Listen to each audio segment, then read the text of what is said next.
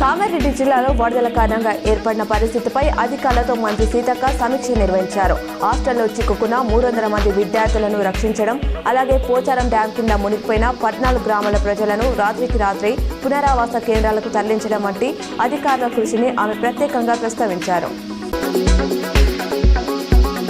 ప్రధాని మోదీ జపాన్లో ల్యాండ్ అయ్యారు. ట్యోక్యో ఎయిర్పోర్ట్లో ఆయనకు ఘన స్వాగతం లభించింది.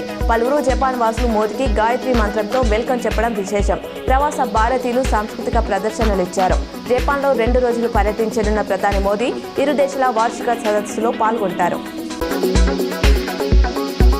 ఎగువ ప్రాంతాల నుంచి వస్తున్న వరదలతో తెలుగు రాష్ట్రాల్లో గోదావరి, కృష్ణా బేసిన్లోని ప్రాజెక్టులు నిండుకుండలా మారాయి. ఎస్ఆర్ఎస్కి 3.2 లక్షలు, ఎల్లంపల్లికి 5.3 లక్షలు, కాళేశ్వరానికి 9.3 లక్షల క్యూసెక్ల వరద కొనసాగుతుంది.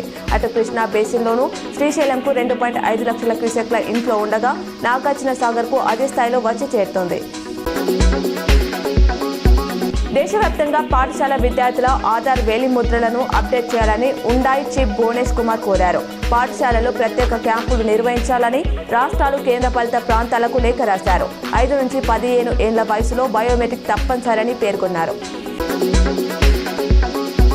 నిజామాబాద్ నగర శివార్లోని నాగారంలో గురువారం రాత్రి చిరుతపులులు అలచల్ చేశాయని స్థానికులు తెలిపారు. దీంతో స్థానికులు భయాందోళనకు గురయ్యారు. భారీ వర్షాల నేపథ్యంలో అప్రమత్తంగా ఉండాలని సీఎం రేవంత్ అధికారులను ఆదేశించారు. రాష్ట్రంలో ఎలాంటి ఆస్తి, ప్రాణ నష్టం, పంట నష్టం జరగకుండా చూడాలని సూచించారు. వాగులు పొంగుతున్న నేపథ్యంలో ప్రజలు అప్రమత్తంగా ఉండాలి. హై లెవెల్ బ్రిడ్జిలు నిర్మించాలి. ఫోటో, వీడియో క్యాప్చర్స్ ద్వారా పంట నష్టం అంచనా వేయాలి అన్నారు.